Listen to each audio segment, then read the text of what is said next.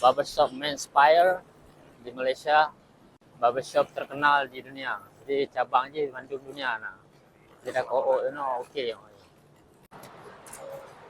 Assalamualaikum.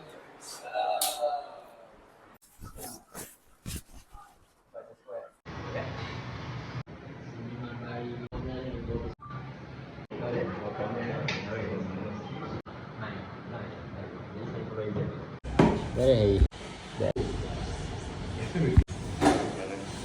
lama banget okay.